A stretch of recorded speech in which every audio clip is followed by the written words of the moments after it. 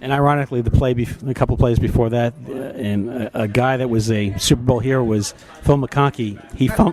He fumbled the punt, and Parcells didn't call him a punt returner. He called him a punt catcher. Punt catcher. I'm sure everybody had to be shocked that he fumbled that punt. Yes, all were very shocked. I mean, the one thing about McConkey was the kid was very much a competitor.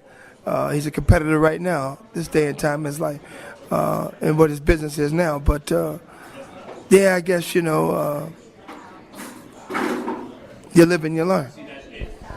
So you finished 10-6. You still have a chance of the playoffs going into the Sunday night game, but the 49ers lay down to the Rams. And if the Rams lose, you guys make the playoffs. If the 49ers win, you make the playoffs. And, of course, the 49ers, who you've beaten up to this point, don't want to see you. So that had to be something that you guys were pretty ticked off that the 49ers laid down. Oh, we were real ticked off because we sort of felt like they would at least try to compete a little bit, At least try, but that's back in the day when teams, people didn't really like the Giants. People didn't really like us because they thought we were a bunch of bullies. We weren't bullies. Just like to play the game hard. That's all. And teams just try to use that against us quite a bit.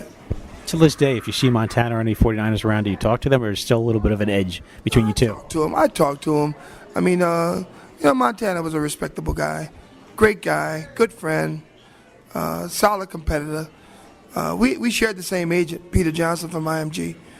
And so when all that stuff went down, I was just like, I hope he understands it's all part of the game. It's just business, nothing personal. So 1988, then the 49ers go on to beat the Bengals in the Super Bowl. Giants are home. 1990 starts. Team goes 12-4. Really, really a solid season. Take us into the start of the 1989 season, and you have a running back you're relying on, a veteran, O.J. Anderson. Yeah, well, having O.J. in our system and, a guy who had been there and done that, and fresh legs, like we called him. Fresh legs, even though he's an older guy. It meant a lot to us on defense.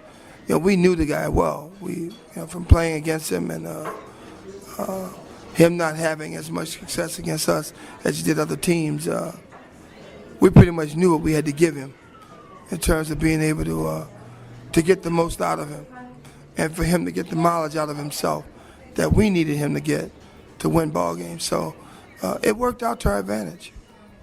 And, of course, you're 12-4, but you guys still have a problem with this team called the Eagles in Philadelphia. What was it about the damn Eagles that you couldn't beat them? I know on offense, Bart Oates said they had trouble with the 46 defense.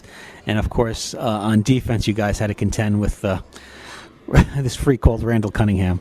Well, that was the deal. I mean, they had three athletes that were just really competitive. Keith Byers, Keith Jackson, and Randall Cunningham. And they had a running back that could play the game. And they had a receiver named Mike Quick. That was a hell of a football player as well. But I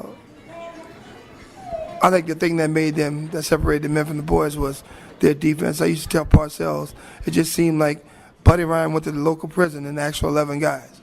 He said, give me the 11 baddest ass guys you got here, and I'm going to go out there and let them go on the field from 1 o'clock to 4 o'clock, and then at 4:30 I'm going to lock their ass back up, because that's what it seemed like.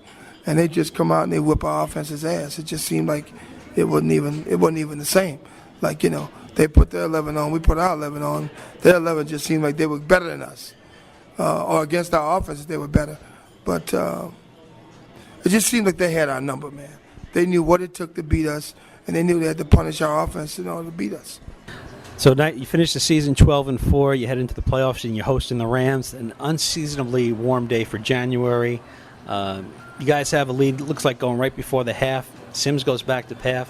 Pass ball gets tipped, intercepted. The Rams score, and then they wind up winning the game in overtime. That had to be a shock to you, and that was actually the first playoff loss for you guys at home. Oh man, it was a shocker. I think that '89 season just seemed like a blur because when Flipper Anderson caught the ball in overtime and ran through the end zone, I was like, I got to get out of Dodge.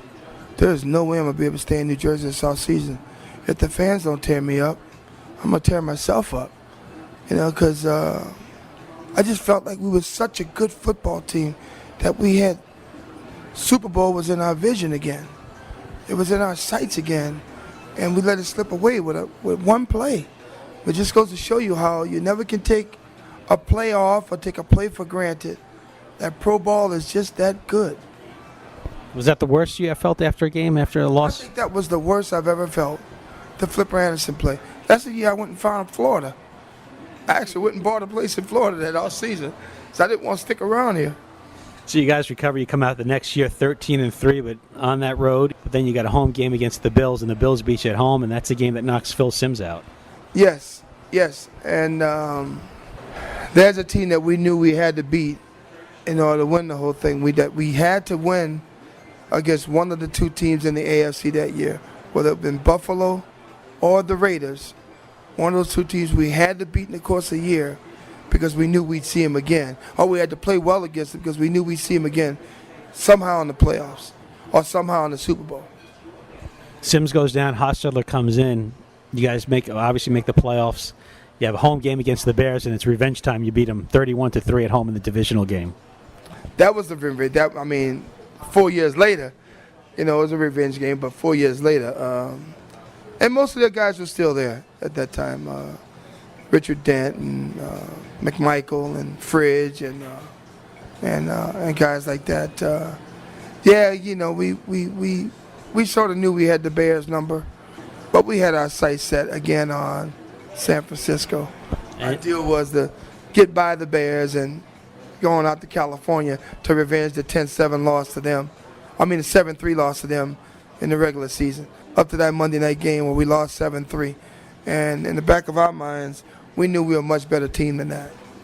And, of course, you beat them in 85 in the playoffs, 86 in the playoffs, and now it's 1990. But this time you got to go out there. You wind up winning the game 15-13, last-second field goal by Matt Barr. Right. Talk about that game. And, of course, your hit. You guys were trailing at the time. Your hit knocked Joe Montana out of the game.